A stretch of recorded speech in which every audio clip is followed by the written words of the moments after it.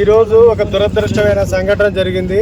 Sales promotion employees అయినటువంటి అఖిలేష్, ఇతను Alembic farmer Elina డివిజన్లో పనిచేస్తున్నాడు.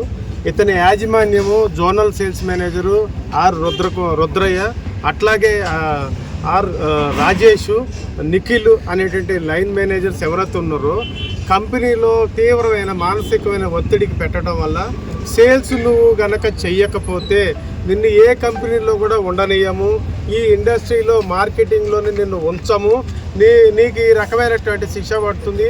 నువ్వు కంపెనీలో ఉండి సేల్స్ని నీ జీతం డబ్బులతో ఖచ్చితంగా నువ్వు సేల్స్ చేయాలి అని మానసిక ఒత్తిడి పెడితే, గతంలో కూడా అతను వేరే కంపెనీ ఇంటర్వ్యూలకు వెళ్ళినా కూడా బలవంతంగా ఢిల్లీ వెళ్ళి పిలిచి ఆ యాజమాన్యంతో చెప్పి నీ ఉద్యోగం పోగొడతామని మానసిక తీవ్ర ఆందోళనకు గురి చేయడం వల్ల మళ్ళీ వచ్చి పనిచేశాడు.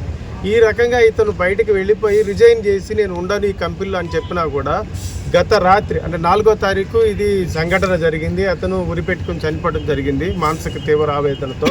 ఆ ముందు 2 గంటలకు ముందర యాజమాన్యం అందరూ కూడా ఫోన్ కాన్ఫరెన్స్ కాల్లో పెట్టి ఖచ్చితంగా నువ్వు ఈ కంపెనీలో ఉండాల్సిందే, కంపెనీ వదిలి వెళ్ళిపోతే డబ్బులు తీసుకుంటామని చెప్పడం జరిగింది.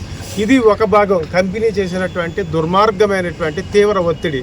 తర్వాత ఈ సంఘటనని పోలీసు వారికి ఫిర్యాదు చేస్తే ఇక్కడ ఉన్నటువంటి ఎస్ఐ గారు, సిఐ గారు చాలా నిర్లక్ష్య ధోరణితో నేను న్యాయవాది అయినా కూడా సార్ ఇది కాగ్నిజిబుల్, ఈ ఏదైతే ఉన్నదో ఇది సెక్షను వాళ్ళని ఇమీడియట్గా అరెస్ట్ చేసే సెక్షన్ అంటే మీరు అందరూ ఉన్నారు కాబట్టి తర్వాత వస్తారు అనే మాట మాట్లాడుతున్నారు వాళ్ళు. మీరందరూ వెళ్ళిపోండి, ఆ శవాన్ని పట్టుకుని ఇక్కడ ఏం చేయకండి, మీరు ఇట్లా మాకు ఒత్తిడి వస్తుందని మాట్లాడుతారు. ఒక మనిషి చనిపోతే ఆ మనిషి యొక్క కంపెనీ యొక్క కనీస బాధ్యత మేము ఉన్నాము అనే భరోసా ఇవ్వడానికి పోలీసు వారు తీసుకోవాల్సిన చట్టపరమైన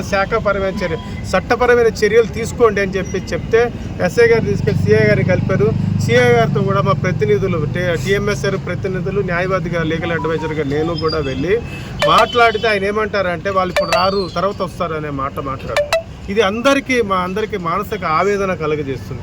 ఒక మనిషి చనిపోయాడు, ఒక మనిషిని చంపబడ్డారు అని చెప్పారు. కల్పబుల్ హోమోసైడ్ అని అంటే ఒక మనిషిని దుర్మార్గంగా చంపబడింది సార్.